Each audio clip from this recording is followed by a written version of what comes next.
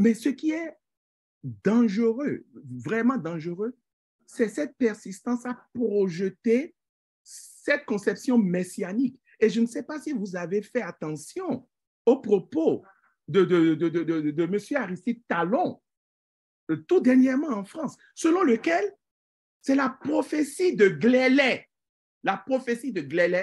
qui se réalise à travers le règne de Patrice Talon. Mais ça dit que je ne sais plus dans quel monde nous sommes. J'en ai la chair de poule. Cette idée même est complètement en déphasage avec l'idée d'une république. Un rêve monarchique ne peut certainement pas s'accommoder d'un idéal républicain. Ça dit que, ou c'est eux, dans leur conception manichéenne du monde, où eux, ils sont du côté du bon et les autres sont du côté du mal, ils sont convaincus de ce qu'ils disent. Et là, c'est encore plus dangereux, où ils savent très bien qu'ils n'en sont pas convaincus, mais bon, ils s'en fichent. Et là encore, on pourrait y voir un petit espoir de s'en sortir.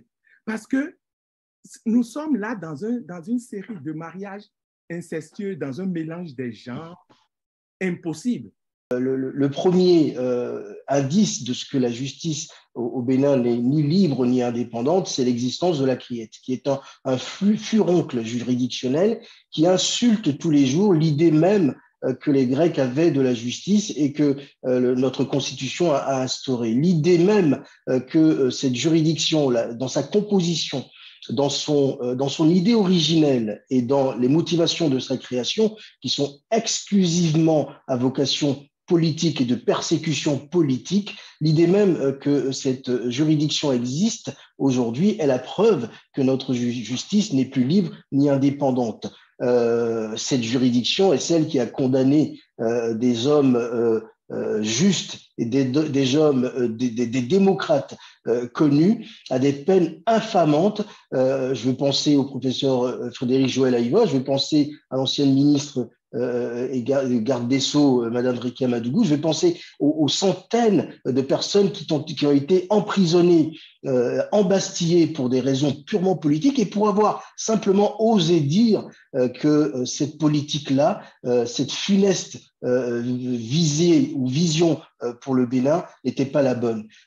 Ça, c'est le premier exemple, c'est la criette. Le deuxième exemple… Toujours est-il qu'un État qui ne sait même pas lui-même respecter les décisions de justice ne peut pas non plus assurer la justice à ses citoyens. Et de ce point de vue, et on en parlera certainement en long et en large, il n'y a qu'à regarder de quoi sont faits aujourd'hui les espaces carcéraux de notre pays, qui sont ceux que l'on y enferme, pour comprendre qu'effectivement la justice se porte plus que trop bien. Et cela traduit, en fait, tout. Oui, Maître Ousmane a parlé tout à l'heure de mépris.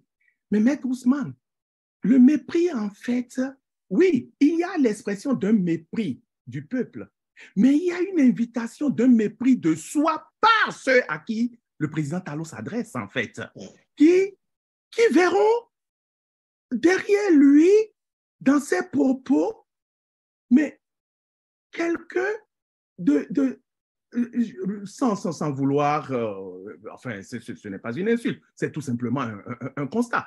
Quelqu'un de pathétiquement dangereux avec qui il ne faille jamais faire affaire. En fait, le président… Je suis du même avis que le professeur. Je ne pense pas qu'il y ait de nuances à apporter à la démocratie. L'idée d'adaptation de la démocratie, elle est intrinsèquement liée à la démocratie elle-même. Par contre, il y a un socle sur lequel on ne transige pas. Il y a des bases sur lesquelles on ne transige pas, et toutes ces bases-là, la Constitution du 11 décembre 1990 avait contribué à les asseoir au Bénin, et depuis 2016, on s'évertue avec beaucoup de détermination et d'acharnement à les détricoter et à les détruire progressivement. On en est même arrivé depuis quelques années à rendre ou à faire de la conférence des forces vives de la nation une sorte de petit rendez-vous entre soi, sans véritable ressort et sans véritable retentissement historique. Ils sont en train de réécrire notre histoire et pour mieux nous la vendre, ils nous parlent d'une démocratie moins flamboyante, comme un peu à l'idée de la démocratie Nescafé que certains avaient critiqué à une époque. Non, je pense pas. Tout cela n'est pas très sérieux. Et ceux qui le disent, c'est ceux qui sont porteurs des reculs démocratiques qu'ils vont assumer ailleurs. Hein. Ça me permet de revenir sur les propos du chef de l'État qui va devant des chefs d'entreprise pour dire qu'il assume, lui, chef de l'État, protecteur des droits et des libertés des citoyens, les reculs démocratiques, les reculs de droit dans son pays et qui va, dans le même temps, ce qui en dit long sur la psychologie de la personne, susciter l'intérêt et les investissements de son parterre, on va dire, de son auditoire. C'est assez frappant. Et les psychologues s'intéresseront, je pense, avec beaucoup de plaisir à la pensée de l'homme, les contradictions propres et internes de l'homme sur cette question-là. Pour répondre à votre question, il n'y a pas de démocratie à l'africaine, il y a une démocratie. Suivez l'intégralité de la vidéo après ce message. J'espère que vous appréciez toujours autant le contenu que je partage avec vous sur ma chaîne. Rejoignez ma communauté pour avoir le privilège de recevoir la version numérique de mes chroniques et une compilation de 200 chroniques sur l'actualité politique au Bénin publiées chez Lamentin. Si vous le souhaitez, cliquez sur le bouton « Rejoindre ». De même, afin de continuer à vous offrir des vidéos de meilleure qualité, j'aimerais solliciter votre soutien. Si vous le pouvez, n'hésitez pas à faire un don, contribuer à l'amélioration de l'équipement et des ressources nécessaires à la réalisation de vidéos plus captivantes. Votre générosité aidera à faire évoluer la chaîne vers de nouveaux horizons. Chaque don, quel que soit son montant, compte vraiment. Vous trouverez le bouton « Merci » pour faire un don en dessous de cette vidéo. Bonsoir et bienvenue à ce plateau exceptionnel où nous parlerons des questions d'actualité au Bénin avec nos deux invités que je m'empresse de vous présenter. Tout d'abord, M. Aimé Avolontor, professeur agrégé de linguistique et analyste des dynamiques de politique africaine. Bonsoir, professeur Avolontor, et très heureux de vous accueillir à nouveau sur ce plateau. Bonjour, Monsieur Jossou. Ravi également d'être avec vous et vos auditeurs.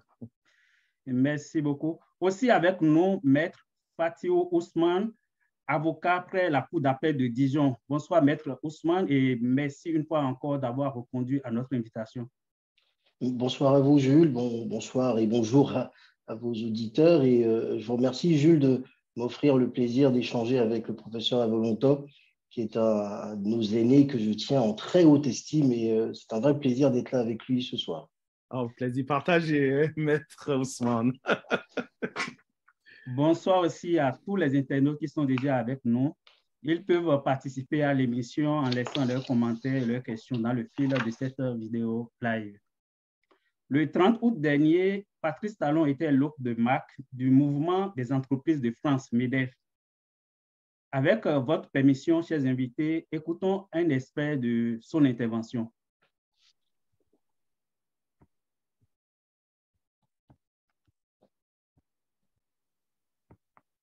Au président Macron, qui était à Cotonou il y a un mois environ, il dit c'est maintenant qu'il faut venir.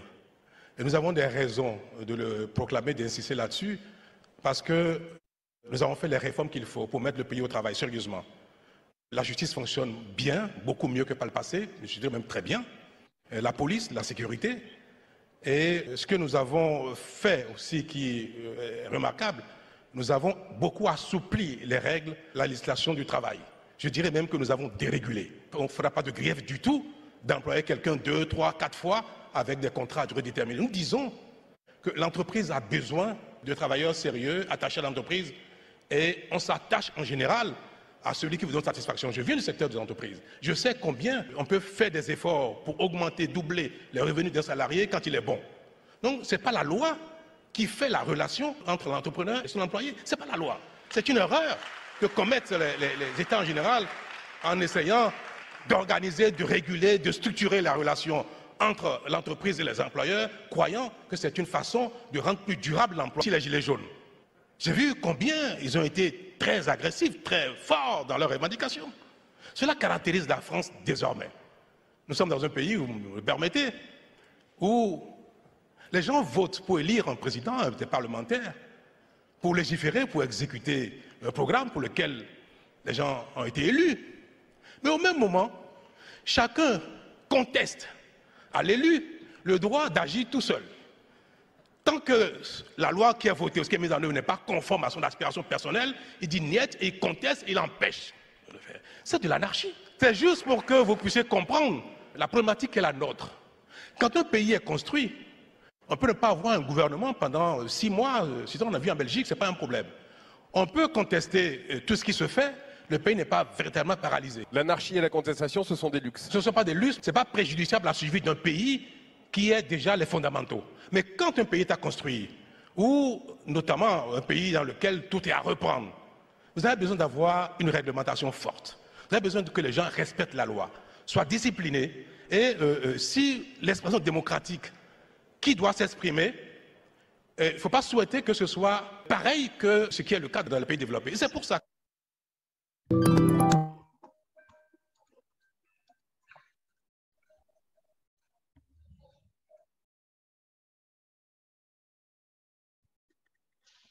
Revenons sur ce plateau. Au cours de cette intervention, Patrice Talon a évoqué les réformes institutionnelles, mais aussi expliqué pourquoi le Bénin ne devrait pas se donner le luxe d'adopter un modèle démocratique à l'occidental. Professeur Avolontor, que vous inspire cette vision du Bénin de Patrice Talon? Eh bien, monsieur Djossou, je ne sais combien de fois je me suis imposé d'écouter toute la prestation du président Talon. Et cela traduit malheureusement toute la douleur qui est nôtre d'Africains, Noirs, etc. En fait, le président Talon voudrait se convaincre d'avoir pris une posture de marketing du Bénin. Mais le premier élément qui ressort de tous les propos du président Talon, c'est d'abord une posture infantile, très, très infantile de soi, et une posture très infantilisante en plus du citoyen en tant qu'entité à part entière devant et pouvant participer à l'éclosion de l'avancée du pays. Et je ne sais combien de temps, vos 2 minutes, vous me donnez, mais en fait, d'abord pour me résumer, je dirais que le président Talon n'a fait tout simplement qu'étaler 2 choses. La véritable nature de l'homme qu'il est, une nature d'un dirigeant brutal. Et puis, bon, je développerai, j'imagine, quand vous m'en donnerez davantage l'opportunité. Et cela pose de graves inquiétudes sur notre capacité à concilier notre être et notre état d'être avec les réalités d'un monde ambiant en plein mouvement ascensionnel et mouvement développemental. C'est en fait ça. Donc, je dirais que, pour rester d'abord très, très court, que ces propos sont d'une gravité. Et j'imagine, M. Djossou, que nous reviendrons un peu plus en détail, n'est-ce pas? En fait, ça révèle l'individu, sa propre conception de soi, en relation avec la projection qu'il en fait sur les autres en tant que citoyen, mais également tout le danger, toute l'inquiétude que cela pose pour un pays comme celui-là, comme le Bénin. Merci, professeur Avolonto, pour cette introduction. Maître Ousmane, une première réaction de façon générale sur la prestation de Patrice Talon, et puis on peut revenir après sur certains points plus tard. Oui.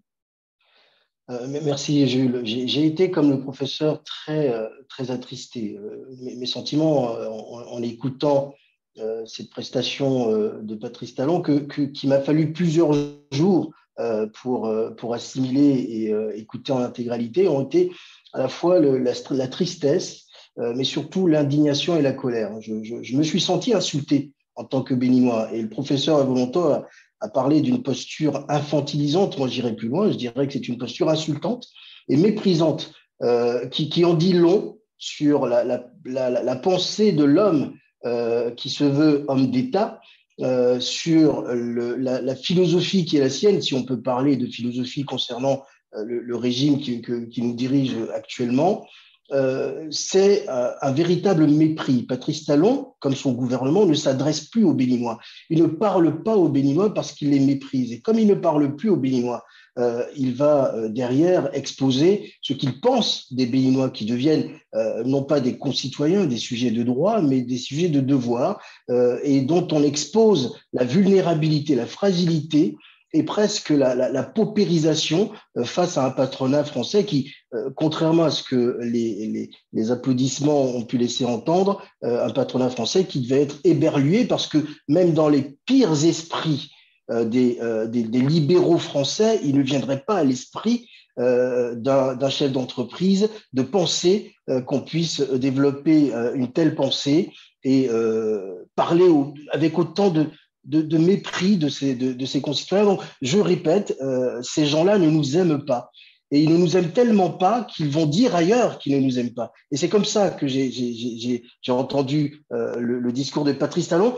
Et ce n'est pas la première fois qu'il le tient. Hein. Je vous rappelle qu'il y a quelques années en arrière, je crois que c'était devant un parterre de patrons allemands, il avait déjà développé de telles idées, laissant entendre que le droit de grève chez lui n'existait désormais plus et que c'était une de ses réussites d'après ce qu'il pensait. Donc, ça me renvoie à ce que Jacques Chirac, je crois, disait à un moment que l'Afrique n'était pas mûre pour la démocratie. Et quand j'entends aujourd'hui, en 2022, le chef d'État béninois dire que les Africains, puisqu'il ne parlait que du Bénin, mais il doit le penser profondément pour la plupart des Africains, que les Africains ne sont pas prêts pour la démocratie. Et je développerai dans quelques minutes l'idée que, contrairement à ce qu'il pense, et c'est ce qui nous oppose à lui, ce n'est pas autre chose, la démocratie n'est pas une option, c'est une obligation. Revenons à deux éléments qu'il a évoqués. Il a parlé d'une justice en meilleur état. Il a parlé aussi du monde du travail. Par rapport à ces deux éléments précis, professeur Avolonto, quel regard portez-vous? Est-ce que depuis 2016, la justice est vraiment en meilleur état au Bénin? Oh, la justice béninoise se porte tant et si bien que même les institutions censées garantir l'intégrité de cette justice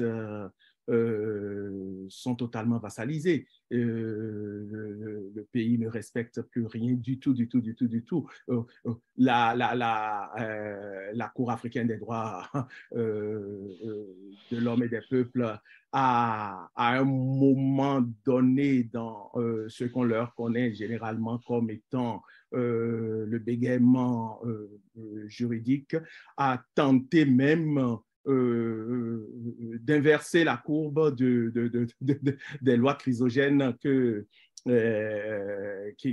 se votent, qui continuent d'ailleurs. Je vous parlerai d'une de ces lois tout à l'heure, passée très, très incognito, et derrière laquelle l'État béninois se cache. Enfin, on en parlera tout à l'heure, mais toujours est-il qu'un État qui ne sait même pas lui-même respecter les décisions de justice ne peut pas non plus assurer la justice à ses citoyens. Et de ce point de vue, et on en parlera certainement en long et en large, il n'y a qu'à regarder de quoi sont faits aujourd'hui les espaces carcéraux de notre pays, qui sont ceux que l'on y enferme, pour comprendre qu'effectivement la justice se porte plus que trop bien. Et cela traduit En fait, cela traduit tout. Oui, Maître Ousmane a parlé tout à l'heure de mépris. Mais Maître Ousmane, le mépris, en fait, oui, il y a l'expression d'un mépris du peuple, mais il y a une invitation d'un mépris de soi par ceux à qui le président Talon s'adresse, en fait, qui verront derrière lui, dans ses propos, mais quelqu'un sans vouloir, enfin, ce n'est pas une insulte, c'est tout simplement un constat. Quelqu'un de pathétiquement dangereux avec qui il ne faille jamais faire affaire. En fait, le président Talon pensait, ce faisant, faire la promotion d'un coin de terre où il fait bon vivre, aller investir ses sous, mais en réalité, quand on connaît la structure mentale, c'est là où le président Talon, il est immensément riche, il a connu du pays, etc. Mais l'impression que j'ai, c'est qu'il n'a connu du pays qu'à travers son propre retournement sur soi. Il n'a pas cherché à connaître les gens des pays desquels il a connu. Parce que s'il connaissait un peu la structure mentale de l'occidental, mais c'est même pas possible. Et vous connaissez un peu, vous êtes au courant, Monsieur Djossou, du combat farouche à mon corps défendant que je mène contre le racisme systémique anti-noir dans ce pays, le Canada, et le combat dont je suis actuellement, le post-flambeau, vous le savez. Mais c'est à nous faire pâlir de honte de porter ainsi un combat pour le respect de la dignité, de l'intégrité, de l'humanité de l'homme noir, pour que les plus en vue gouvernementaux de nos États nous rabaissent ainsi. Et les gens se moquent tout simplement. Il n'en verra aucun. Il n'en verra aucun. Et je dirais pourquoi tout à l'heure, il n'en verra aucun. En fait, il parle de dérégulation.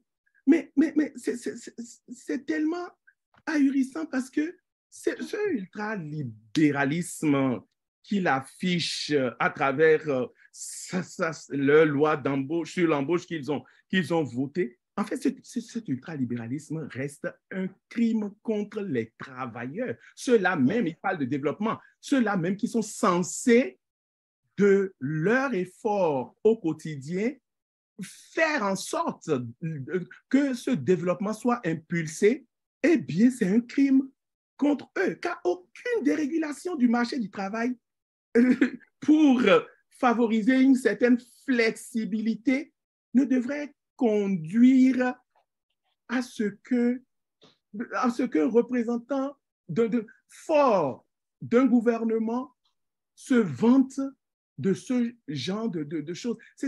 C'est grave, c'est grave. Et en fait, vous savez, au moment de l'esclavage, etc., il y avait de ces scènes où, de ces scènes de nu où le colon s'asseyait et la femme noire devrait défiler devant lui, enfin, une horde de femmes noires devait défiler devant le parterre, et quand une plaisait donc au chef colon, eh bien, il se mettait à applaudir, et tous les autres applaudissaient avec lui. C'est exactement une réplique de ce genre de scène. C'était exactement quand on faisait défiler l'homme noir au gros phallus, et il devrait s'arranger pour garder son phallus tendu, même s'il n'est pas en contexte de le garder tendu, et l'homme noir, l'homme blanc, en applaudissait la vaillance, tout simplement. C'est-à-dire que le président Talon et Maître Ousmane, je vais finir là-dessus, Maître Ousmane disait que ce n'est pas la première fois. Mais c'est 3 semaines après sa prise de fonction que le président Talon a commencé à adopter cette posture de mépris. Quand il va dire devant 3 semaines après sa prise de fonction, après qu'il a prêté serment, quand il va dire devant François Hollande, le président François Hollande, que le Bénin, son pays, dont il vient de prendre les rênes de gouvernance, est un désert de compétences. Et il s'est fait applaudir et c'est passé comme ça. Et de mépris en mépris, de mépris de soi, parce que c'est d'abord de ça dont il s'agit. Ce n'est pas d'abord de notre mépris, du mépris du citoyen africain. C'est d'abord du mépris de soi et de la légitimation du mépris de soi par l'autre qu'il s'agit. Et de mépris de soi en mépris de soi, eh bien, la vie évolue comme ça. En tout cas, merci. Je crois que j'ai déjà trop parlé, mais bon, cela vous montre un peu tout l'étendue de la saignée, en fait, en moi. Enfin, bref.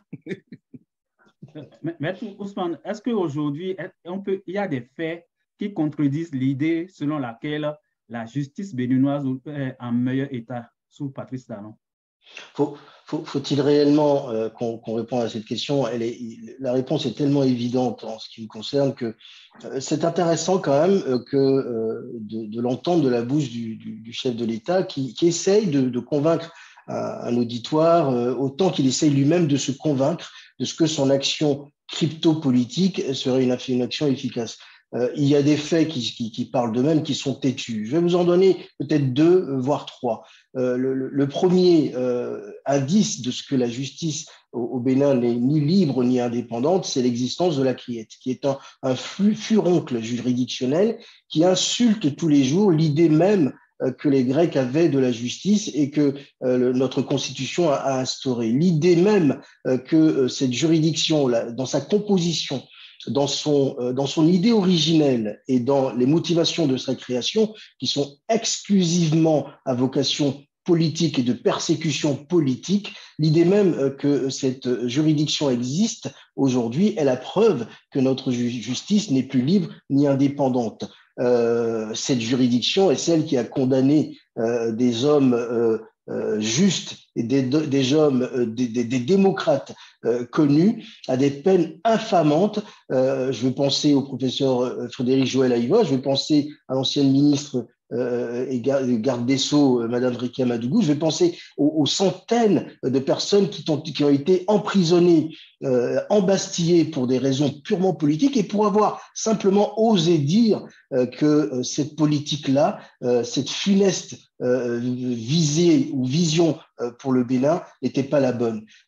Ça, c'est le premier exemple, c'est la criette. Le deuxième exemple, c'est que si une justice était libre et véritablement efficace, elle respecterait les décisions d'autres juridictions. Vous avez aujourd'hui un Bénin qui se vautre allègrement dans la violation et dans l'irrespect de décisions prises par la Cour africaine des droits de l'homme, et ça va tellement loin dans leur logique que l'ancien président de la Cour constitutionnelle, passé désormais en moins de temps qu'il m'a fallu pour parler président d'un parti politique de la mouvance présidentielle, a même acté une jurisprudence et un revirement jurisprudentiel qui fait qu'aujourd'hui le Bénin peut violer et ne pas respecter les décisions rendues par la Cour africaine des droits de l'homme et des peuples et la Cour de justice de l'UEMOA ou de la CEDEAO. Voilà où nous en sommes aujourd'hui. Et dernier point qui vous prouve que ce Bénin et que la justice au Bénin n'est pas sérieuse et n'est pas indépendante, c'est que aujourd'hui, les citoyens béninois privés de justice, privés de droits chez eux, sont dans l'incapacité aujourd'hui d'aller saisir une juridiction supranationale qu'est la Cour africaine des droits de l'homme et des peuples. On les a privés de l'espoir même d'avoir une justice ailleurs. Comment, dans ces conditions-là, peut-on affirmer avec le culot et le port haut qui est celui de Patrice Talon, que la justice est libre et indépendante au Bénin? Il est lui-même convaincu du contraire. Il le dit parce qu'il veut séduire un parterre qui lui-même est convaincu du contraire. Et je sais que le professeur Avolontos sait avec moi que l'objectif de tout cela n'était pas du tout de convaincre qui que ce soit d'aller investir au Bénin, dès lors que quand vous allez investir dans un pays où le principal concurrent est celui qui vous demande de venir investir, vous prenez vos sous et vous les gardez pour vous, vous les investissez ailleurs. Oui, oui, vous voulez réagir pour ça, Valentin, oui. Oui, non, en fait, je voulais compléter ce que je bois les propos de Maître Ousmane goulûment. Je voudrais me permettre, en fait, de compléter la chose. Je ne sais pas si, Monsieur Jossou, vous êtes au courant de cette loi 2020-08 du 23 avril 2020. En fait, cette loi qui porte modernisation de notre justice en son article 595 alinéa 3, je crois, quelque chose comme ça, où l'astreinte n'est pas prononcée contre l'État. Vous allez vous mettre devant des hommes d'affaires, des hommes et des femmes d'affaires que prétendument vous voulez inviter à venir investir chez vous. Dans un État où votre réforme de la justice leur enlève la possibilité de poursuivre l'État avec lequel ils signeront un contrat d'affaires, parce que cette loi interdit justement que l'État soit poursuivi pour des astreintes. Peu importe les bévues de cet État et les non-respects des clauses du contrat avec cet État. En fait, à travers ses propos, le président voudrait projeter cette image d'un bon agent commercial au service du Bénin. Mais malheureusement, je crois que Maître Ousmane a raison. En réalité, c'est un show tout simplement qu'il fallait faire et qu'il a fait. Je ne crois pas et j'espère qu'il ne pensait pas lui-même convaincre des gens dans ce parterre-là. Et pour rapidement finir, tout cela, en fait, respire. Comment le président Talon se voit ou voudrait se projeter? Peut-être même que lui-même n'y croit même pas. En ce Messie venu sauver le Bénin. Peut-être qu'il n'y croit même pas. Peut-être qu'il rit de ce peuple-là sous son chapeau une fois qu'il a fini de prononcer ses discours et qu'il rentre. Mais ce qui est dangereux, vraiment dangereux, c'est cette persistance à projeter cette conception messianique. Et je ne sais pas si vous avez fait attention aux propos de M. Aristide Talon, tout dernièrement en France, selon lequel c'est la prophétie de Glélé qui se réalise à travers le règne de Patrice Talon. Mais ça dit que je ne sais plus dans quel monde nous sommes. J'en ai la chair de poule. Cette idée même est complètement en déphasage avec l'idée d'une république. Un rêve monarchique ne peut certainement pas s'accommoder d'un idéal républicain. C'est-à-dire que, ou c'est eux, dans leur conception manichéenne du monde, où eux, ils sont du côté du bon et les autres sont du côté du mal, ils sont convaincus de ce qu'ils disent. Et là, c'est encore plus dangereux, où ils savent très bien qu'ils n'en sont pas convaincus, mais bon, ils s'en fichent. Et là encore, on pourrait y voir un petit espoir de s'en sortir. Parce que nous sommes là dans une série de mariages incestueux, dans un mélange des genres impossible. Et je m'arrête à ce point. Malgré tout ce qu'on peut reprocher aux lois ou à la gestion de Patrice Talon, Maître Ousmane, est-ce qu'on n'est pas tenté de dire que ce sont des sacrifices qu'il faut consentir pour que le Bénin puisse avancer? Je dois citez-moi un pays au monde qui a pu se développer en inhibant les libertés et l'énergie que pouvait donner l'idée que la justice sociale, qu'une justice indépendante, qu'une concurrence loyale pouvait promouvoir. Donnez-moi un exemple d'un pays qui a pu se développer sur cette base-là. Non, en réalité, c'est un faux fuyant, c'est un alibi, je dirais c'est une parure, hein, c'est du maquillage qui en réalité cache très très mal la visée, la vision profonde de ces gens-là pour nous. Il est évident que la République, dans le sens propre du terme, la chose publique n'est pas au cœur de l'action de ce régime-là. Citez-moi, je le dis avec beaucoup de gravité, un pays où lorsqu'on a brimé les citoyens, lorsqu'on les a privés de leurs droits, lorsqu'on a dit aux salariés qu'ils pourraient être corvéables à souhait, lorsqu'on lui a dit qu'on pourra multiplier les contrats de travail à durée déterminée de manière indéterminée, indéfinie et infinie, consacrant une forme de précarité devenue structurelle dans la société. Citez-moi un pays dans lequel on peut développer l'économie lorsque tout est bouché, lorsque vous n'êtes pas dans le clan, lorsque vous n'êtes pas dans l'aréopage au pouvoir, vous n'avez accès à aucun contrat, à aucun marché. Ça n'existe nulle part, ça n'existe nulle part. Et c'est parce que le Bénin est aujourd'hui devenu une industrie pour eux qu'ils préfèrent et qu'ils ont opté pour le choix de ce maquillage-là et de cette histoire-là. C'est une histoire qu'ils racontent et ils n'en croient pas un mot eux-mêmes et les Béninois non plus n'y croient pas. Je terminerai sur ce discours ou cette prestation devant le patronat français en disant que dans un pays où les libertés étaient respectées, dans un pays où les libertés seraient respectées, au retour d'un tel voyage en France, le président se ferait accueillir avec une foule qui le huerait, une foule qui l'accueillerait avec une telle colère que plus jamais il n'oserait tenir un tel discours encore, parlant de ses concitoyens. Le problème aujourd'hui, c'est que les Béninois sont apeurés. Le problème aujourd'hui, c'est que les Béninois sont dans la crainte de la moindre réaction parce que tous les droits ont été piétinés, écrasés, et lorsque certains ont osé lever la tête et sortir du rang pour porter une parole de liberté, eh bien, on les a embastillés, on les a emprisonnés. Voilà le pays dans lequel nous sommes aujourd'hui, et personne, pas un chef d'entreprise français sérieux, américain ou allemand, n'oserait mettre ses billes dans une telle situation économique et juridique.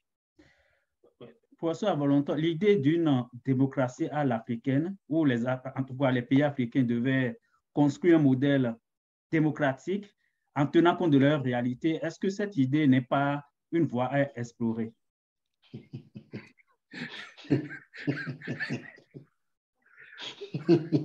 Monsieur Johnson. Il fait de la provocation. Oui, non, mais bon, il joue le rôle, donc joue bien son rôle. Une démocratie à l'africaine. Le véritable problème, c'est d'abord aller voir si les individus qui tiennent de tels propos ont la capacité, d'abord l'aptitude intrinsèque de comprendre, de connaître et de savoir ce que l'on appelle démocratie, de ce qu'on appelle développement, de ce que l'on appelle, en fait, je vais vous citer tout simplement quelques exemples pour vous montrer combien c'est tout simplement des balivernes, une succession de fuites en avant. Prenez le chemin qui va du nord du Bénin aujourd'hui, essayez de descendre vers le sud et arriver au niveau de Niki, etc. Dites-moi, comment est-ce que vous arriverez enfin, si vous êtes certain de venir en un morceau, etc. Pourtant, on nous chante depuis des lustres. Et puis bon, de ce point de vue, c'est pas le président Talon n'est pas le premier dans cette vente de faux vents. On a connu les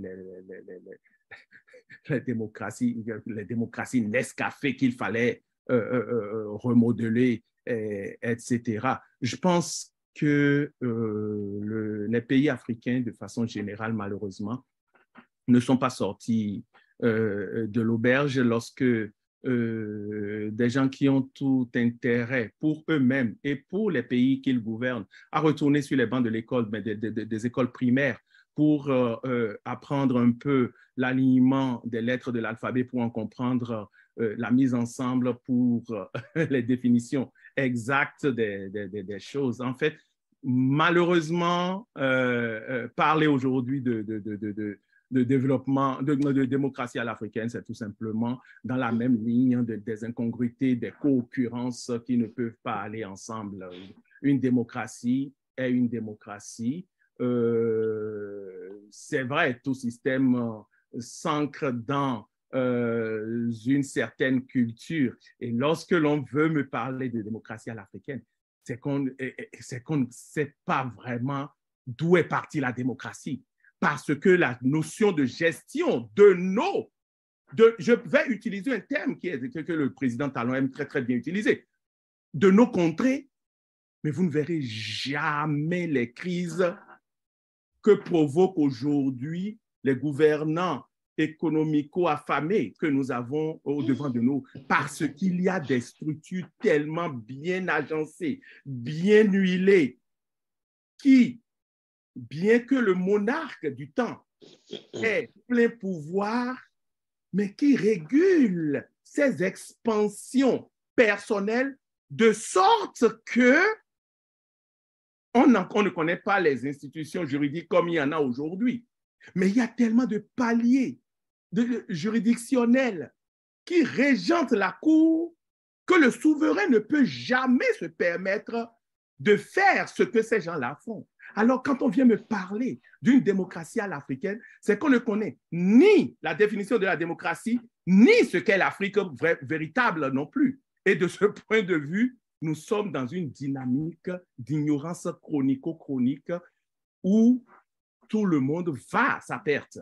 Je ne sais pas si j'ai répondu à votre question, mais bon, enfin. Bien sûr, toujours sur la même question, Maître Ousmane, est-ce qu'il est possible de construire sur le continent notre propre modèle démocratique? Quel est votre avis sur la question? Je suis du même avis que le professeur. Je ne pense pas qu'il y ait de nuances à apporter à la démocratie. L'idée d'adaptation de la démocratie, elle est intrinsèquement liée à la démocratie elle-même.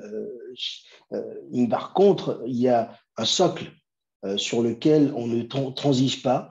Il y a des bases sur lesquelles on ne transige pas, et toutes ces bases-là, la Constitution du 11 décembre 1990 avait contribué à les asseoir au Bénin, et depuis 2016, on s'évertue avec beaucoup de détermination et d'acharnement à les détricoter et à les détruire progressivement. On en est même arrivé depuis quelques années à rendre ou à faire de la conférence des forces vives de la nation une sorte de petit rendez-vous entre soi, sans véritable ressort et sans véritable retentissement historique. Ils sont en train de réécrire notre histoire, et pour mieux nous la vendre, ils nous parlent d'une démocratie moins flamboyante, comme un peu à l'idée de la démocratie Nescafé que certains avaient critiqué à une époque. Non, je pense pas. Tout cela n'est pas très sérieux. Et ceux qui le disent, c'est ceux qui sont porteurs des reculs démocratiques qu'ils vont assumer ailleurs. Hein. Ça me permet de revenir sur les propos du chef de l'État qui va devant des chefs d'entreprise pour dire qu'il assume, lui, chef de l'État, protecteur des droits et des libertés des citoyens, les reculs démocratiques, les reculs de droit dans son pays, et qui va, dans le même temps, ce qui en dit long sur la psychologie de la personne, susciter l'intérêt et les investissements de son parterre, on va dire, de son auditoire. C'est assez frappant, et les psychologues s'intéresseront, je pense, avec beaucoup de plaisir à la pensée de l'homme, les contradictions propres et internes de l'homme sur cette question-là. Pour répondre à votre question, il n'y a pas de démocratie à l'africaine, il y a une démocratie, et c'est tout. Avant de continuer ce débat, je voulais rappeler à nos internautes que s'ils ont des questions ou des commentaires, ils peuvent laisser dans le fil de cette vidéo live. On va aborder un autre sujet maintenant rapidement. Le dernier classement du Programme des Nations Unies pour le développement sur l'indice de développement humain, IDH, a noté un recul de 8 places pour le Bénin qui se positionne désormais à la 166e place sur 189 pays évalués. Avec ce classement, le Bénin se retrouve dans le lot des pays avec un indice faible. Est-ce qu'on peut dire que l'aspect humain a été oublié dans la politique ou dans la gestion du développement de Patrice Talon? Le professeur a volontaire, oui. L'aspect humain. En fait, votre dernière question porte en soi le germe de tout le développement que nous faisons jusqu'ici. Quand un président d'un coin censé être une république va s'enorgueillir devant un parterre de gens d'affaires qu'il voudrait inviter à venir investir, se targue d'avoir suffisamment maté les travailleurs et d'avoir mis devant eux des conditions de leur embastillement, du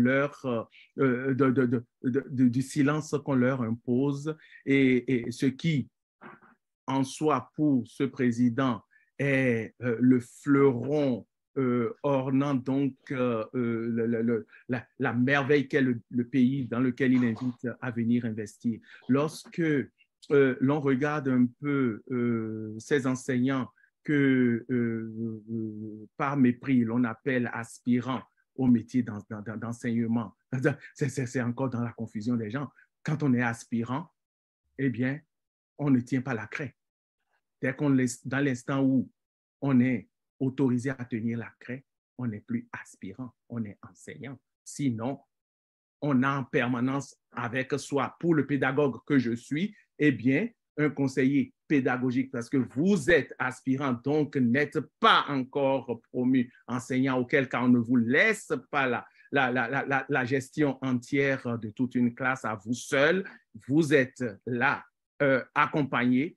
Eh bien, quand on regarde comment on traite cette catégorie qui, malheureusement, en fait, du fait de ce qu'ils doivent survivre, sont obligés d'avaler une certaine couleuvre par la tête, lorsque l'on regarde ce que l'on fait de pères et de mères de famille, ce que l'on fait des grosses têtes pensées, c'est-à-dire que je n'arrive plus à prononcer le nom de Joël Aïvo parce que chaque fois que je dois évoquer le nom du professeur Aïvo, j'ai les larmes aux yeux. C'est-à-dire que lorsque l'on s'impose la dynamique systémique et systématique d'empêcher quiconque a une certaine supériorité idéale, intellectuelle, intelligente sur soi et sur le commun des mortels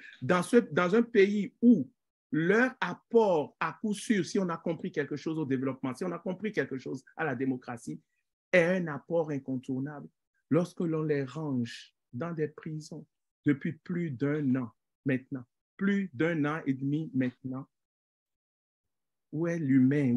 Où est l'humain? Lorsque l'on enferme de jeunes dames qui n'ont pas grand-chose à part leur conviction de ce qu'ils ne se laisseront pas, de ce qu'elles ne se laisseront pas briser. Je veux parler de Nadine Okumansou, par exemple. Je veux parler de Rekia Madougou. Lorsque l'on enferme ce genre d'individus pour les prétextes que vous connaissez, où est la place que vous voulez faire à l'humain? En fait, dans ce qui se passe dans notre Afrique profonde, dans nos Afriques profondes, malheureusement, eh bien, le développement, ce n'est pas un développement pour les humains, c'est le développement de soi, soit que l'on déshumanise justement à travers les propres propos que l'on tient sur soi. Il n'y a qu'à regarder les propos du président Talon devant ce parterre de gens d'affaires. Alors non. Et c'est là le drame. Lorsqu'on me parle de démocratie, qu'il faille africaniser, quand on connaît ce que c'est que la démocratie, quand on connaît ce que c'est que l'Afrique, c'est-à-dire que pourquoi vous pensez que dans notre culture, eh bien, la notion de polythéisme est si forte? La notion de polythéisme est si forte justement pour la protection de l'individu. Parce que lorsque vous savez que ce mur que j'ai devant moi en ce moment a une certaine divinité, voyant ce que je m'apprête à faire à mon autre frère, à mon autre sœur, et qu'en retour, les conséquences me seront suffisamment fortes, sinon fatales, lorsque vous savez que cet ordinateur est pourvu d'une certaine âme déifiée et qui voit mon élan vis-à-vis de vous à travers mes propos, le Ho et le B, dans leur puissance, dans leur force, vous vous abstenez de prendre la liberté de faire de vos prochains un certain nombre d'attitudes, d'avoir envers vos prochains et de vos prochaines un certain nombre d'attitudes. Et c'est cela l'humain, c'est cela l'africanité, c'est cela l'essence de l'être. C'est pour cela, personne n'a jamais encore fait attention à pourquoi cette polydéicité dans nos cultures. Cette polydéicité, c'est en fait tout ce qui existe comme barrage de protection de l'individu. Et c'est là l'humain qui est au cœur de la chose, de la démarche que l'on prend à chaque fois. Sinon, vous savez que quand vous transcendez cela, eh bien, les conséquences pour vous sont multiples et peuvent aller jusqu'à votre disparition. De ce point de vue, vous faites vraiment, vraiment, vraiment attention. C'est cela l'africanité. Et c'est cela, alors, l'importance de l'humain dans une société. Dans un pays comme le Bénin où tout est à refaire, lorsqu'on demande aux gouvernants de construire les infrastructures, on leur demande de consolider la démocratie et puis dans le même temps, on leur demande aussi de travailler sur l'humain, de faire avancer l'humain. Est-ce que ce n'est pas trop leur demander, Maître Ousmane? Non, c'est même juste leur demander ça, en réalité. La seule chose que les Africains attendent de leurs gouvernants, c'est juste de se placer à la place de leur sujet pour poser des actes qui aillent ou qui iraient dans le sens de l'intérêt général. Tout ce qu'a dit le professeur Avolonto est tellement vrai que moi je vais prendre un exemple tout récent qui est celui des épisodes importants d'inondations, de sinistres graves que les Béninois ont subis du nord au sud. Avec la preuve de ce que les infrastructures à la fois sanitaires mais également environnementales n'existent pas. On a vu l'absence de l'État, on a vu surtout l'absence de réaction de nos dirigeants. Je n'ai pas vu un seul ministre se rendre au chevet de ces gens-là. Je n'ai pas vu une seule déclaration du gouvernement de solidarité. Je n'ai pas vu une décision du Conseil des ministres décidant d'allouer à tel ou tel contrée, à tel ou tel village sinistré, à telle ou telle zone sinistrée, des besoins ou des aides d'urgence en termes de relogement, en termes de soins, en termes d'aide alimentaire. Je n'ai pas vu une seule décision dans ce sens-là. Tout ce qu'on a vu, en tout cas peut-être que je me trompe, tout ce qu'on a vu, c'est le ministre annoncer la reconstruction de telle ou telle route, etc., etc. Ça en dit long sur l'absence de l'individu, de l'humain et au cœur de la politique et de l'action crypto-politique de ce régime-là. Et c'est d'ailleurs ce qui caractérise essentiellement l'absence de vision ou la vision absente que ces gens-là ont pour le Bénin. Et on en parlera dans quelques minutes lorsqu'on abordera les législatives et le rôle de l'individu ou du citoyen dans la démocratie qu'ils ont voulu, le citoyen, maintenir à la périphérie de la chose politique. Le citoyen est devenu une donnée insignifiante pour eux. Ce n'est pas ça le cœur de leur sujet. D'ailleurs, toutes les actions qui sont menées depuis le début convergent vers un seul et même point, c'est que le citoyen n'est pas au cœur de leur action. Et c'est c'est ce que Patrice Talon est venu affirmer, confirmer devant les dirigeants d'entreprises françaises lorsqu'il vient dire que aujourd'hui, désormais, le citoyen était corvéable et que l'oasis, hein, c'est ça, l'oasis pour lui, ce n'est pas un endroit imaginaire, merveilleux où on pourrait se reposer, on pourrait profiter, où les Béninois seraient heureux parce que heureux d'aller au travail, parce que heureux d'avoir des droits, parce que heureux d'être dirigés par des gens qui les aiment. Non, non, le Bénin, c'est un pays, c'est une oasis, selon les termes du président de la République, c'est une oasis de brimade, c'est une oasis de privation de biens, et dans son esprit, c'est vraiment une oasis. Ça en dit long sur la philosophie qui est la leur. Oui, pour ça, Valentin, vous voulez réagir? Ouais, en fait, je veux caler une doléance personnelle en direction du président Talon par rapport à un drame qui s'en va encore se dessiner. Le porte-parole du gouvernement hier ou avant-hier parlait des infrastructures, etc. Et émettait donc la nouvelle position qui serait que les infrastructures seront reprises aux normes de la rupture. En fait, une certification ISO au nom de la rupture. Et je vous en prie, gouvernant, mais Quinquelin, ne faites pas ça.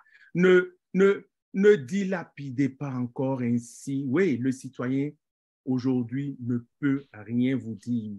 Vous avez le pouvoir de faire cela, mais n'allez pas dans cette direction. Je vais vous donner un exemple. La voie qui va de Calavikota vers Wedo.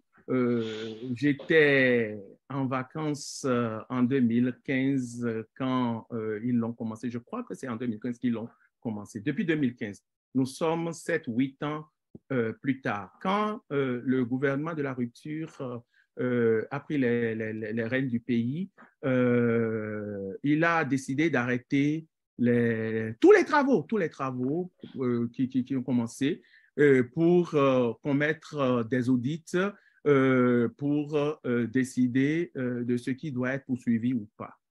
Et 6 mois après, ils ont décidé, de ceux-là, des travaux qui doivent être corrigés, etc. Et cela a repris avec tout ce que l'on y a engouffré des sous que l'on a été emprunté. Aujourd'hui, qu'on nous dise qu'on va les recommencer, j'ai mal, je vous en supplie. Mi Quinquelin, mi mamblo, mo, mi Quinquelin trouve.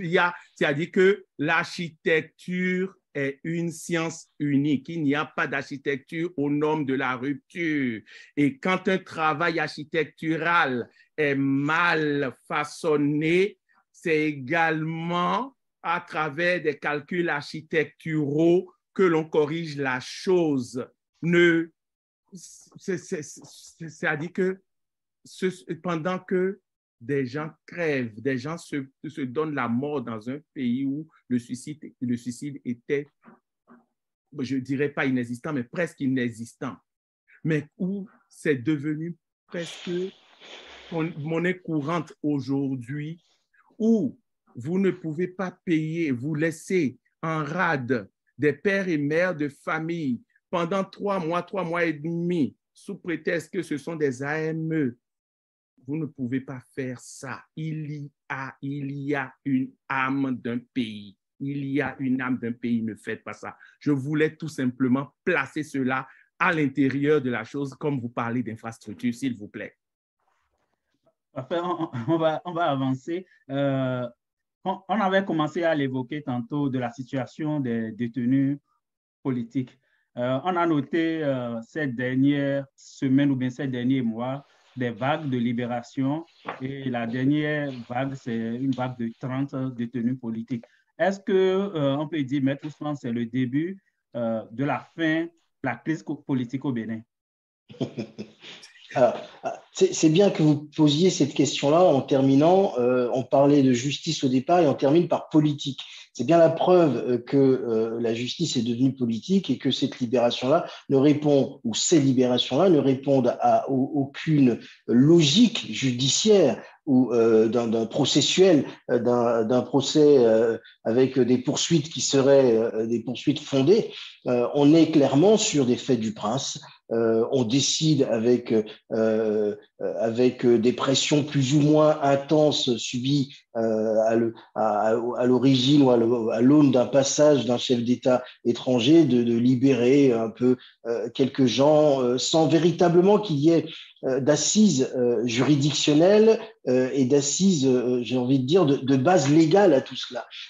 J'ai cherché dans la presse, je me suis renseigné auprès de certaines personnes pour savoir si tout cela correspondait à un calendrier juridictionnel ou judiciaire. Mais ça ne correspond à rien en réalité. Décrispation de la crise politique, elle est née d'une situation de recul démocratique. Et ce n'est pas en libérant quelques-uns des détenus politiques, contrairement à ce que pense le président Patrice Talon, ce n'est pas en libérant avec parcimonie et dans la discrétion la plus totale quelques personnes qui aujourd'hui jouissent de leur liberté qu'on finira par décrisper la crise politique. La crise politique, elle est inhérente à l'action de ce gouvernement qui a acté des reculs démocratiques, qui assume ces reculs démocratiques et qui a bien laissé entendre que tant qu'il serait là, tant qu'il serait laissé libre de pouvoir poursuivre l'œuvre de détricotage, de destruction et de démolition de notre édifice démocratique, eh bien, il poursuivrait cette œuvre-là. Donc, il n'y a pas de décrispation politique possible sans retour aux normes démocratiques qui sont les nôtres et qui ont été les nôtres, qui ont été celles qui ont permis d'ailleurs à Patrice Talon de revenir d'un exil forcé en 2015 pour pouvoir conquérir le cœur des Béninois. Et c'est parce que cette politique, et c'est parce que cette démocratie-là lui a permis, lui, exilé, forcé dans des conditions qu'on connaît de l'époque, de revenir prendre le pouvoir face au camp d'en face qui aurait pu qui aurait pu faire comme lui depuis 2019, 2020 et 2021, procéder par des coups de force institutionnels. Nous avons eu la chance d'avoir des gens qui, à un moment donné, ont réfléchi et se sont posé la véritable question de savoir qu'est-ce qui était le mieux pour notre pays et ont permis à la chose démocratique de s'exprimer. Et le retour à la décrispation politique ne peut se faire que par un retour aux normes démocratiques. Professeur Valentin, est-ce qu'on peut tout au moins dire que c'est les premiers des signaux positifs pour un retour au vivre ensemble? Je vous répondrai en disant, c'est un peu comme dire, ah, mais c'est-à-dire que c'est-à-dire que l'Africain sait tellement s'accommoder du triste peu, dès l'instant où il assure son quotidien, et encore, que dis-je, en fait, une seconde au moins de son quotidien, il s'en satisfait. Et c'est tout simplement la posture de celui qui affectionne indéfiniment la quadrature du cercle. C'est-à-dire que le serpent se mange tout simplement par la queue. Nous attaquons et mon gandaï, bozun podo amankpame. C'est-à-dire que on s'émerveille devant un certain éclipse des effets et les causes, on ne s'en préoccupe pas. Alors que dans les lois élémentaires de la nature, les mêmes causes finissent toujours par produire les mêmes effets. On peut en libérer 150, on peut en libérer 3 millions, tant et aussi longtemps que ces libérations, ce retour que l'on prône des exilés politiques ne s'inscrira pas dans une dynamique qui fait que ce qui a fait en sorte que l'on se soit senti la facilité d'envoyer ces individus en prison, d'envoyer ces individus en exil, ce qui a permis cela, lorsqu'on ne s'attaquera pas fondamentalement à cela, pour en corriger les travers et les perversités, pour faire en sorte que ces causes ayant créé ces effets n'existent plus, eh bien, on ira de cantate en cantate comme nous sommes en train de le faire actuellement. Ne vous méprenez pas sur mes propos. Je rêve chaque nuit du jour où tous ces prisonniers politiques, tous ces fils et filles de la nation qui sont obligés de prendre la poudre d'escampette pour pouvoir survivre, reviendront tous autour de la table, de la seule jarre, comme on veut l'attribuer au roi Guézo, ce dont je doute, enfin, avec mes recherches personnelles. Cette jarre, tant aussi longtemps que nous ne nous rassemblerons pas pour prendre les mesures pour empêcher que l'eau qu'on y verse ne coule, donc nous pencher sur les causes plutôt que de constater que la jarre coule et de prendre un chewing-gum à coller par-ci, une colle à mettre par-là, eh bien, ce serait le même théâtre de mauvais goût, de mauvais trottoir qui continuerait. C'est les causes que nous devons attaquer pour en préserver la survenance pour demain. En même temps, c'est vrai, ces causes-là, on ne peut pas les attaquer si d'autres sont ailleurs. Mais pour que ces autres mises ailleurs, forcées dans un ailleurs, puissent être là, il faut que le système leur en assure la sûreté et la sécurité. Autre chose, ce que beaucoup de Béninois ressentent actuellement par rapport à ces prisonniers politiques, on a l'impression que les alliés des deux personnalités majeures encore en prison, Réki Amadougou et le professeur Joël Aïvo, pour ne pas les citer, leurs alliés les ont déjà abandonnés. Et si on regarde, les démocrates se préparent pour aller aux législatives, alors que les anciens soutiens du professeur Joël Aïvo, certains d'entre eux ont déjà rejoint la rupture. Est-ce que l'opposition a fait ce qu'elle doit faire pour aider ces personnalités ou bien les personnes qui sont encore en prison de sortir de ces géoles? Maître Ousmane. C'est intéressant cette question parce que ça pose le sujet de la responsabilité de chacun, le sujet de l'engagement et de la conviction de chacun. Moi, je ne fais pas de débat de personne, chacun est libre de ses renoncements, de ses ancrages politiques et partisans.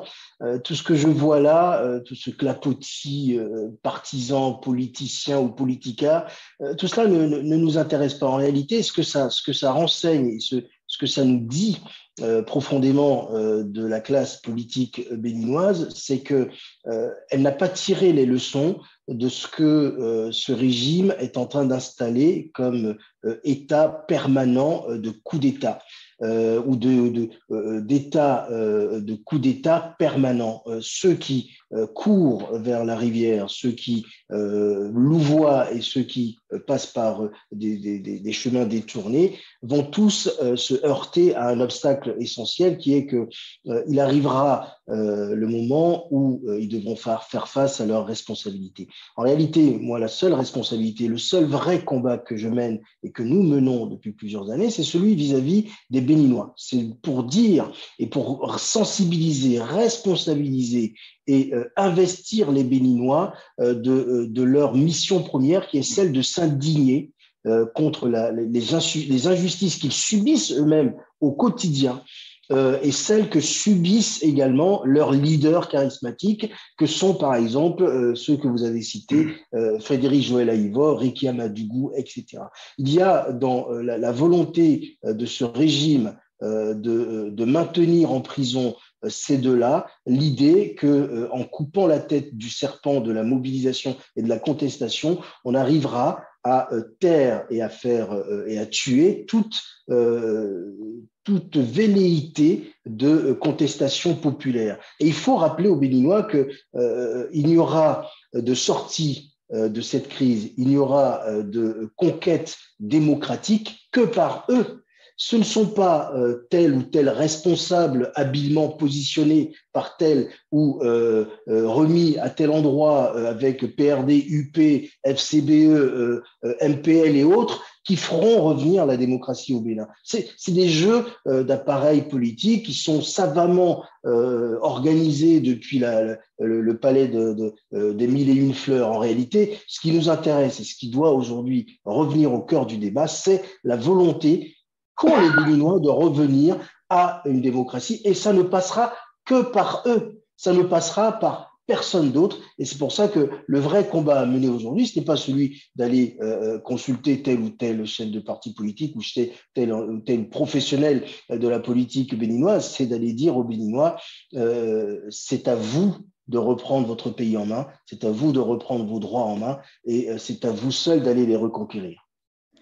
Professeur Valentin, toujours sur la même question, est-ce que vous aussi, vous avez l'impression que ces prisonniers politiques ont été abandonnés à leur sort par leurs anciens alliés?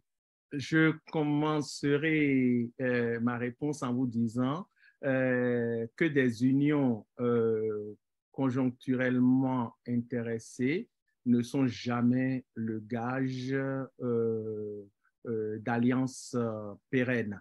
Et malheureusement, le professeur Joël Aïvo est celui de tous les prisonniers politiques les plus en vue aujourd'hui, dont je suis émotionnellement, personnellement, intellectuellement très, très proche. Et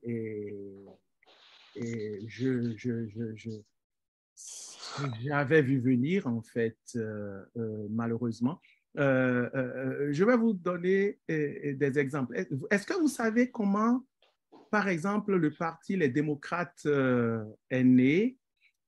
Si je vous raconte la façon dont le parti Les Démocrates est né et comment est-ce que ça a été tout de suite récupéré par, évidemment, je ne suis pas là pour critiquer le président Yahi ou quiconque, on est là pour dire les choses telles que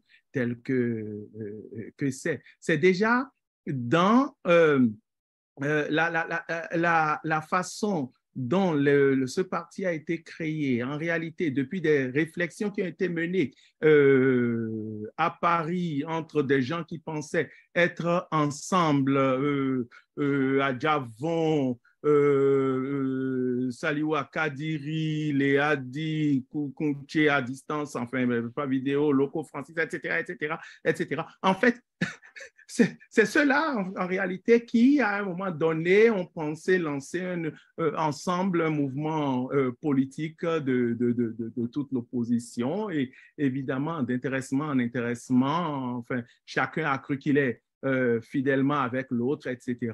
La chose a été répercutée au pays.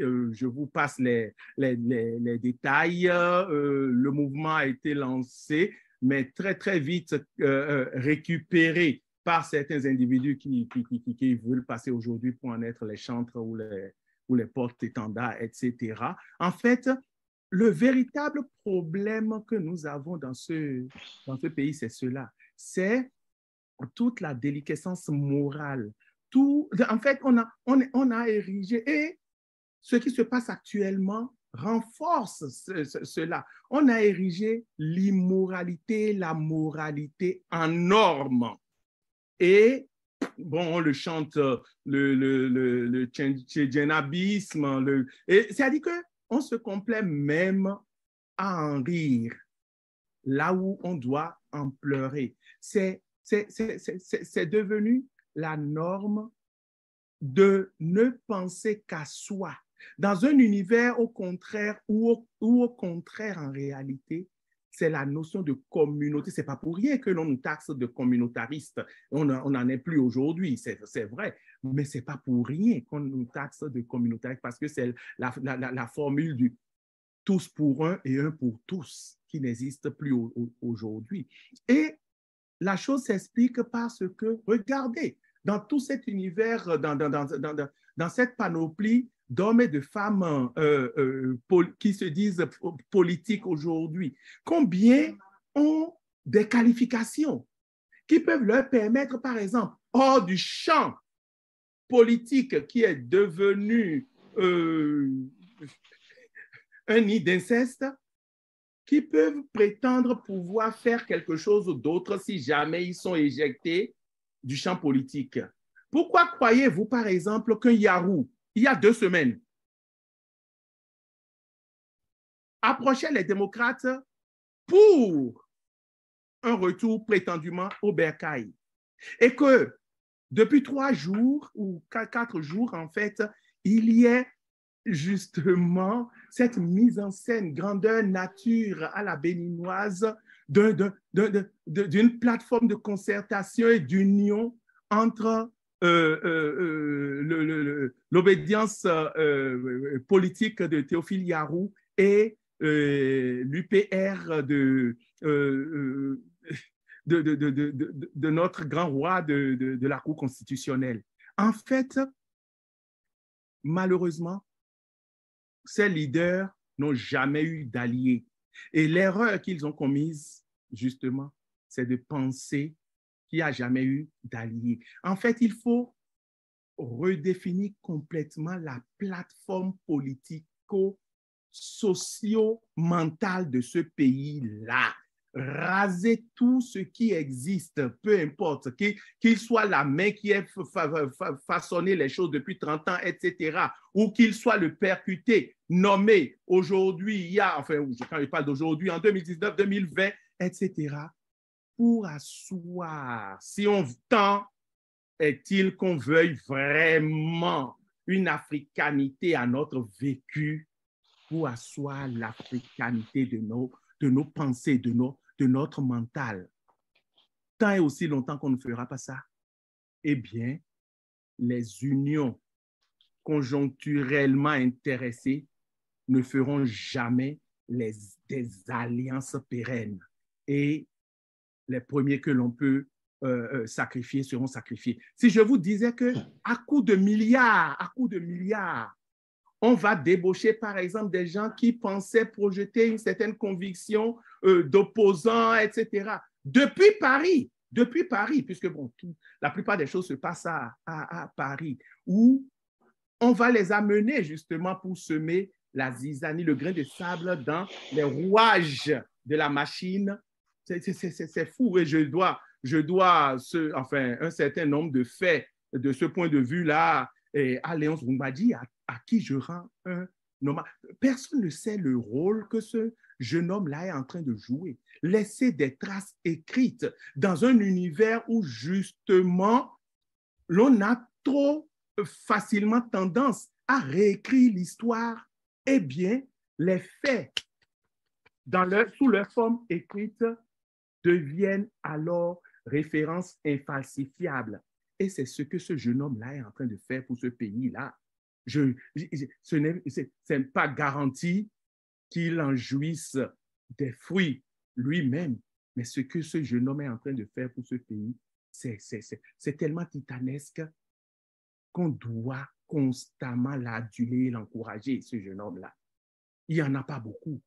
Laisser des traces écrites de ce qui se passe effectivement. Enfin, bref, je conclurai en me répétant, les unions conjoncturellement intéressées n'ont jamais fait des alliances pérennes.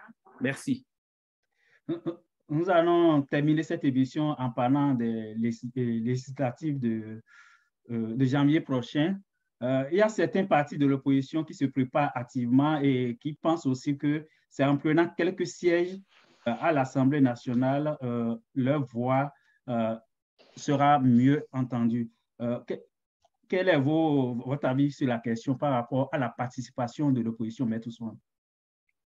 La question, ce n'est pas mon avis, la question, c'est en réalité qu'est-ce que l'opposition ou qu'est-ce que l'on peut attendre d'une élection, la 4e du genre de mémoire, organisée par un régime qui assume qu'il a fait reculer la démocratie. Ça veut dire qu'il assume qu'il a décidé que la démocratie ne serait plus démocratie, mais que ses règles seraient ces règles-là.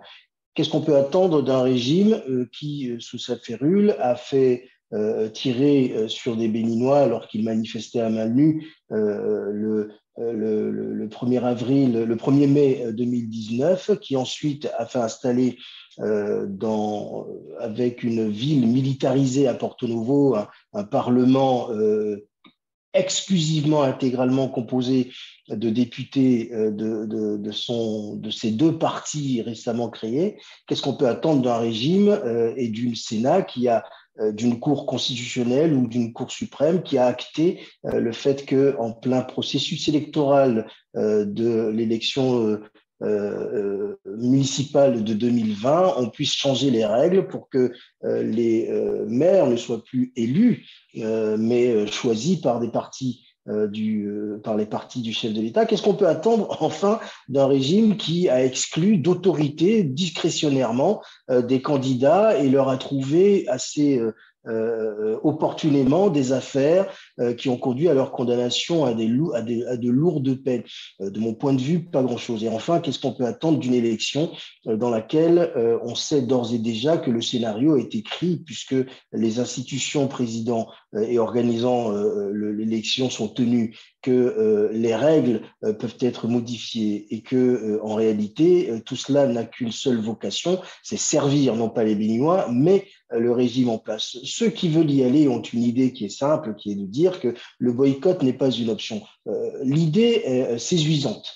L'idée est très séduisante puisqu'elle vient dire que l'action politique, c'est une action physique et matérielle et non une abstention. La vraie question qu'il faut se poser, et là-dessus chacun a sa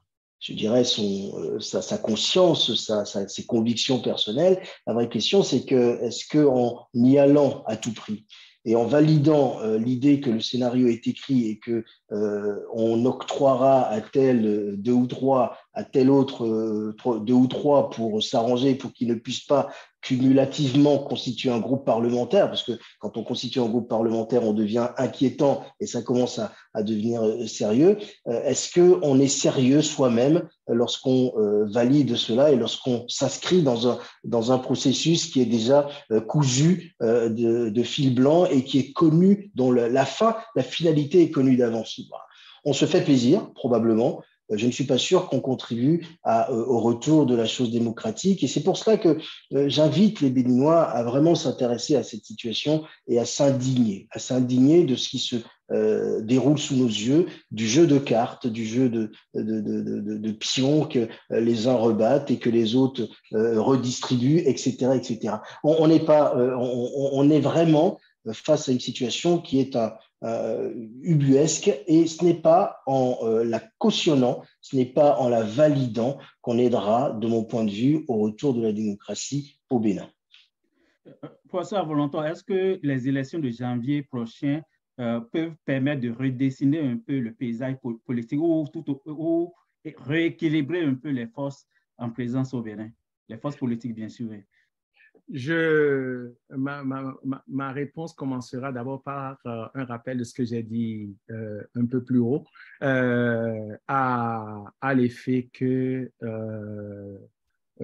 nous avons trop tendance à ne voir que les effets et à nous éloigner des causes, justement parce que rester collé aux causes risquerait de ne pas nous plaire ou de nous projeter des images de nous-mêmes qui nous feront honte, si tant est que nous avons encore quelques scrupules.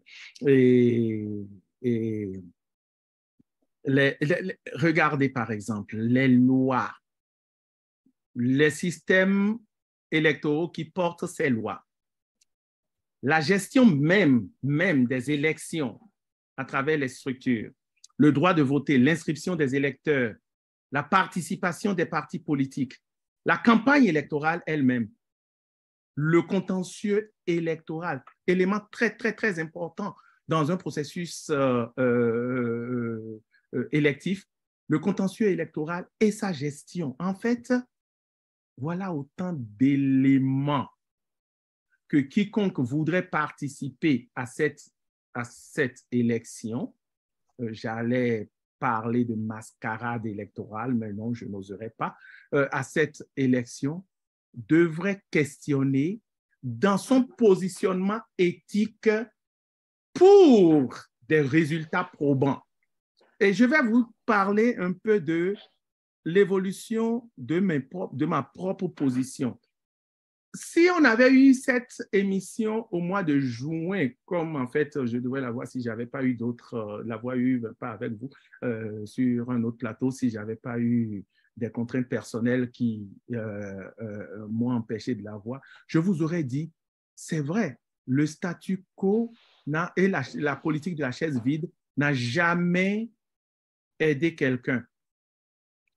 Si on faisait l'émission au mois de juillet, un peu avant l'arrivée de Emmanuel Macron au Bénin avec tout le théâtre qu'ils ont fait, enfin les deux camps, hein, le théâtre qu'ils ont fait autour de l'arrivée qui a été scellé le jour même où on l'a appris, je vous dirais, je n'en suis plus si sûr.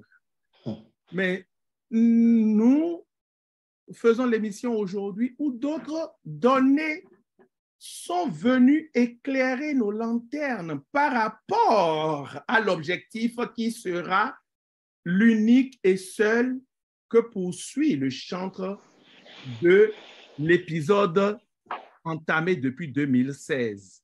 Et c'est là où j'amène ces éléments de réflexion. Je ne vais pas répondre à leur place, je ne vais pas répondre. Je n'ai pas vocation d'homme politique, moi. J'ai vocation d'analyste parce que j'ai été suffisamment à l'école pour porter un regard analytique sur des faits.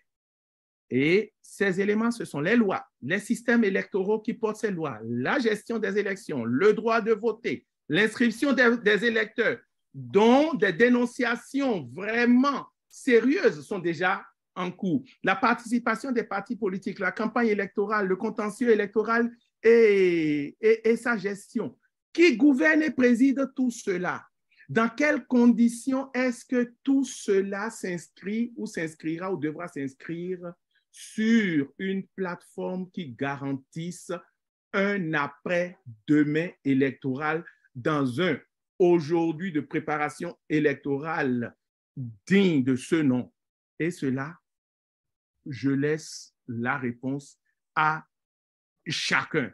Regardez suffisamment bien qui décidera de qui participera aux élections, qui décidera des conditions que devront remplir ceux-là qui participeront aux élections et qui déterminera l'output, les résultats de ces élections, pour quelle fin, etc., quand vous aurez répondu suffisamment, de façon objectivement sincère, si vous en êtes capable, à ces questions, eh bien, vous saurez quoi faire par rapport à ces élections de janvier 2023.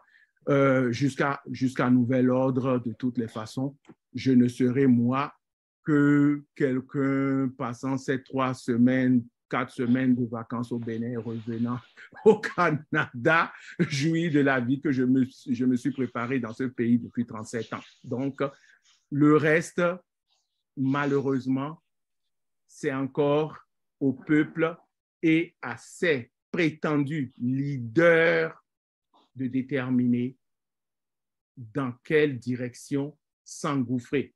Les causes, les mêmes causes produisent toujours les mêmes effets. Merci. Nous sommes pratiquement au thème de cette émission, mais j'ai une dernière question pour vous et après vous pouvez répondre et puis dire en même temps votre mot de fin. On a appris dans les réseaux sociaux cette semaine qu'il y a une coopération militaire entre le Bénin et le Rwanda. Et cette présence probable de l'armée rwandaise au Bénin inquiète certains compatriotes.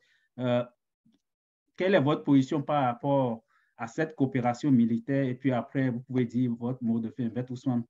Ah, ok.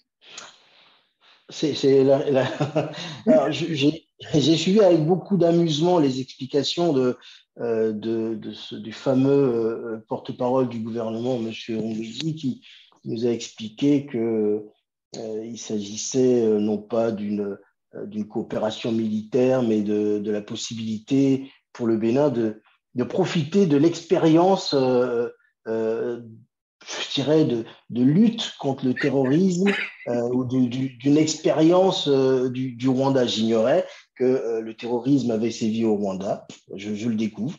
J'ignorais que le Rwanda avait développé une expertise en matière de maintien de maintien de la sécurité, de maintien des opérations de paix, etc. Tout ce que je lis là me laisse perplexe, mais il ne faut pas s'étonner lorsque on a laissé s'installer dans notre pays une milice étrangère et qui assure la sécurité de notre pays, de notre chef d'État. Il ne faut pas s'étonner derrière qu'il y ait ce genre de situation hybride, inquiétante, qui témoigne de la fragilité même de notre système étatique et de l'absence de notre État. Nous n'avons, et allez, j'ai envie de dire, je remercie Dieu pour l'instant que nous n'ayons pas encore subi les assauts de ces fous de Dieu qui se prénomment djihadistes ou autres terroristes, mais à mon avis, notre État doit avoir une seule priorité, c'est la sécurité des Béninois. La sécurité des Béninois, c'est la première de leur liberté. Et lorsque on affiche ainsi sa démission et son impéritie à assumer l'essentiel de sa mission, c'est bien la preuve qu'on n'a pas pris conscience de l'importance de la fonction et qu'on n'a jamais réellement habité la fonction. Je ne sais pas, mais comme il n'y a aucune information qui filtre et que tout se fait dans l'opacité la plus totale, il se peut qu'à l'heure où nous sommes en train de parler, des militaires rwandais soient déjà sur le terrain béninois, du côté de Porga ou de Tukuntuna ou de Malanville, etc. Rien de tout cela n'est sérieux et tout cela sera fait et sera fait dans l'opacité, dans la discrétion la plus totale. Et c'est ça qui est inquiétant.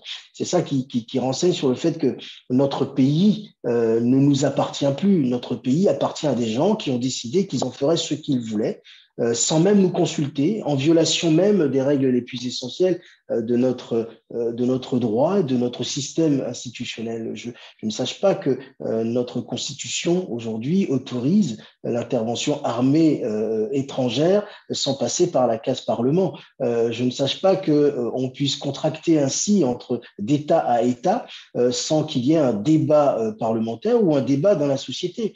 Je sais que le Bénin a des accords de coopération militaire avec d'autres pays, comme la France, la Belgique, l'Allemagne, etc. Mais j'ignorais qu'on avait un accord militaire également avec le Rwanda et que cet accord autorisait la présence sur notre territoire de tels soldats. C'est extrêmement dangereux et ça en dit long et ça confirme et ça rejoint le premier sujet que vous avez abordé tout à l'heure, Jules Dessous, qui est celui que l'opinion des Béninois les intéresse.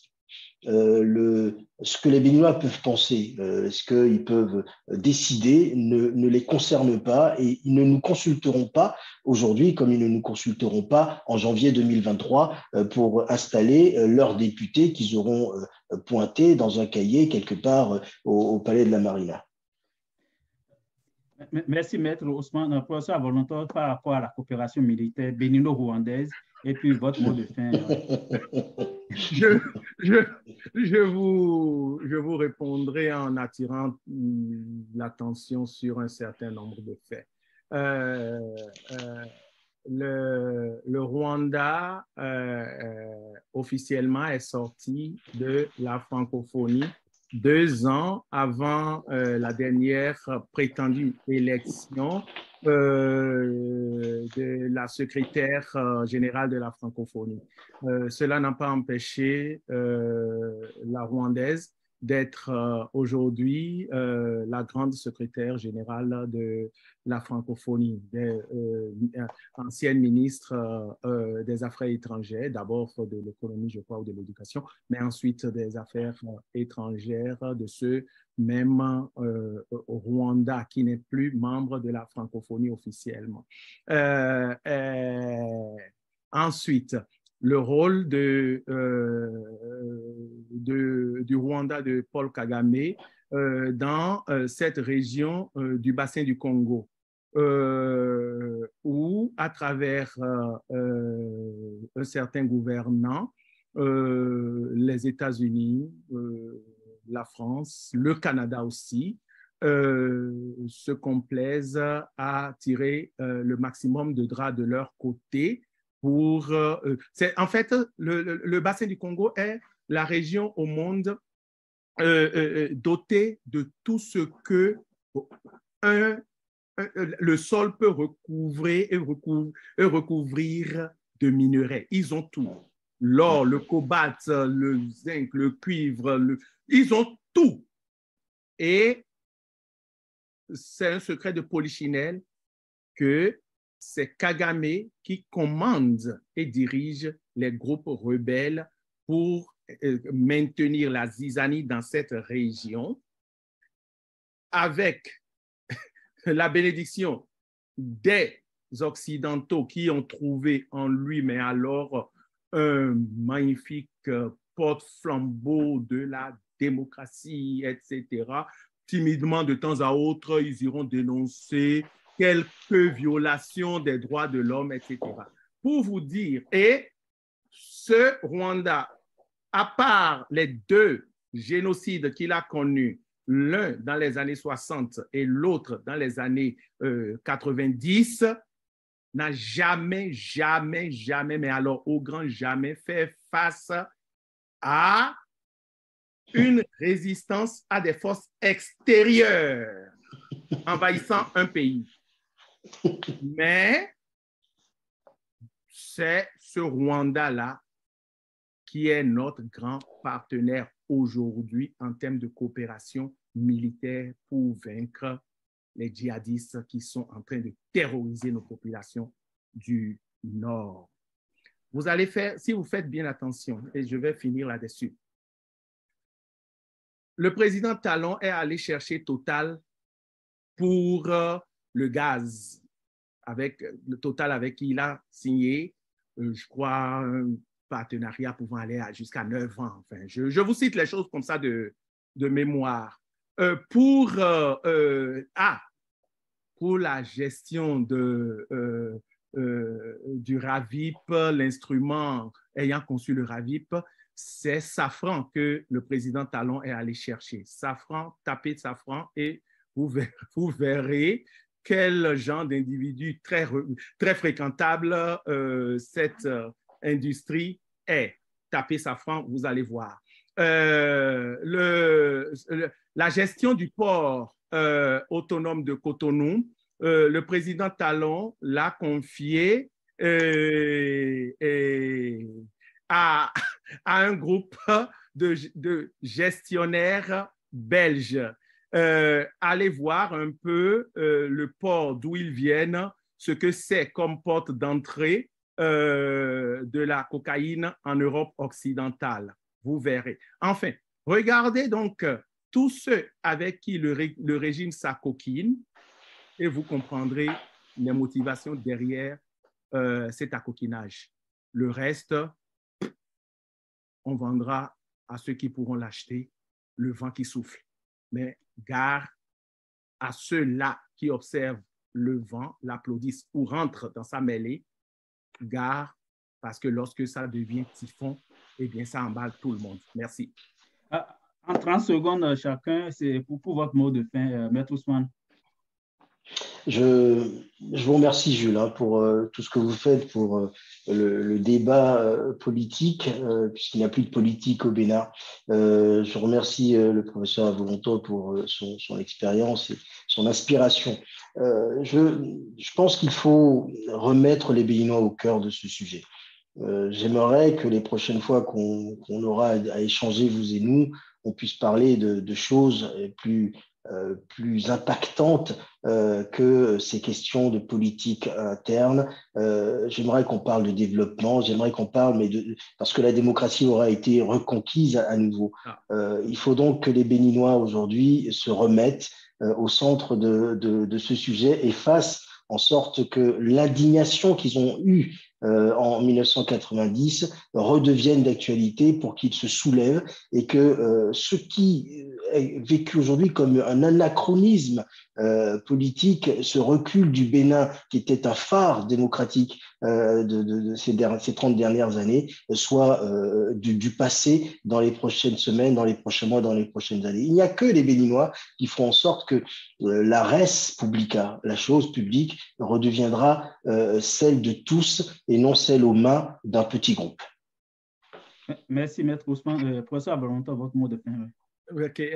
D'abord, je vous remercie, M. Diosso, de tout cet honneur que vous me faites de m'avoir mis ensemble avec Maître Ousmane sur le même plateau. Mon mot de fin, je l'adresserai directement au président Talon. Je dirais au président Talon, en fait, que, comme il le sait d'ailleurs, j'ai rêvé grand et il était l'armateur principal de ce grand rêve pour le pays.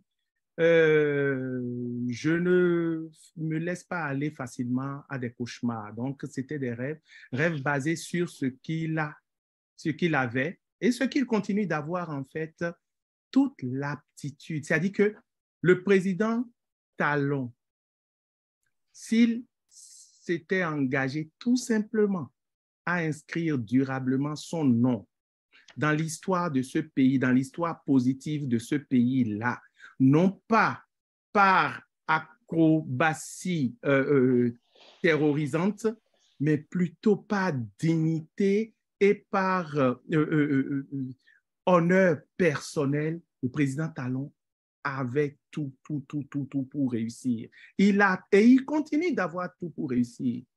Et il n'est jamais tard pour mieux faire.